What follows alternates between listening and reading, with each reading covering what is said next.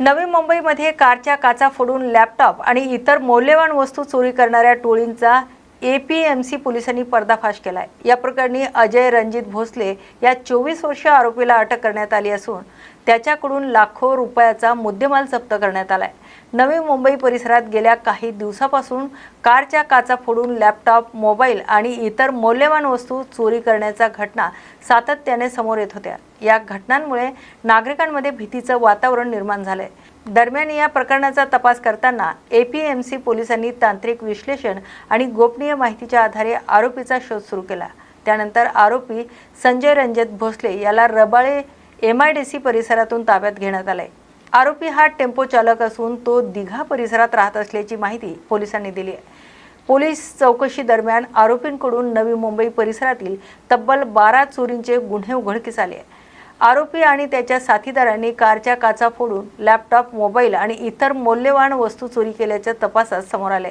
या कार्यवाही दरम्यान पोलिसांनी आरोपीकडून 15 लॅपटॉप, 1 मोबाईल आणि 1 आयपॅड असं सुमारे 6,65,000 रुपयाचा मुद्देमाल जप्त केलाय। दरम्यान टोळीतील इतर साथीदारांचा शोध पोलीस घेत असून त्यांनी आणखी काही ठिकाणी अशाच प्रकारे गुन्हे केल्याची प्राथमिक माहिती समोर आली आहे। आरोपी विरोधात यापूर्वीही चोरी आणि मारहाणीचे गुन्हे दाखल असल्याचं पोलिसांनी सांगितलंय। या प्रकरणाचा पुढील तपास एपीएमसी पोलीस करतायत। चोपडा तालुक्यात यंदा शेतकरी कापूस पिकाऐवजी केळी लागवडीकडे वळताना दिसतायत। मे महिना सुरू झाला असून खरीप हंगामाच्या पूर्व मशागतीच्या कामांमध्ये शेतकरी सदा व्यस्त आहेत।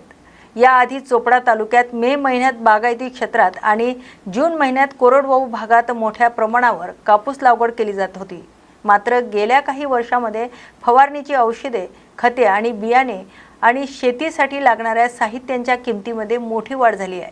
दुसरीकडे शेतकऱ्यांना कापसाला अपेक्षित बाजारभाव मिळत नसल्याने अनेक शेतकरी आर्थिक अडचणीत सापडलेत। तर याच पार्श्वभूमीवर चोपडा तालुक्यातील अनेक कापूस उत्पादक शेतकरी आता पर्यायी पिकांकडे वळताना दिसतायत। विशेषतः केळी लागवडीकडे शेतकऱ्यांचा कल वाढलाय। तर काही शेतकरी केळीचे रोपे विकत घेऊन लागवड करतायत, तर काही शेतकरी खर्च कमी करण्यासाठी खोड लागवडीला प्राधान्य देत आहेत। दरम्यान केळीचे रोपे महाग पडत असल्याने अनेक शेतकरी शेजारच्या शिरपूर परिसरातून केळीची खोडे आणून लागवड करतायत। रोपांच्या तुलनेत खोड लागवड कमी खर्चिक ठरत असल्याने या पर्यायाला अधिक पसंती मिळताना दिसते। गरताड येथील एका शेतकऱ्याने यंदा कापूस लागवड न करता पहिल्यांदाच आपल्या शेतात केळीची खोडे आणून मजुरांच्या सहाय्याने लागवड सुरू केली आहे। बदलत्या बाजारपेठ आणि उत्पादन खर्चाच्या पार्श्वभूमीवर शेतकरी आता पर्यायी शेतीकडे वळत असल्याचं चित्र दिसून येत आहे। दादा, आता शेतात काय काम चालू आहे आपलं? आता शेतात खोड लागवडीचं काम चालू आहे। केळी लागवड करतोय आम्ही आता, तर त्याचं नियोजन चालू आहे। आधी काय लागवड करत होते? आधी कापूस लागवड करत होतो आम्ही। कापूस, मग यावर्षी आपण केळी लागवड करताय? कापूसमध्ये तेवढं उत्पादन नाही होतं आणि कापसाला तेवढा भाव पण नाही, म्हणून आम्ही आता केळी लागवडीचं नियोजन केलं। केळीमध्ये आता म्हणजे खोड लागवड करताय की रोप? खोड लागवड करतोय।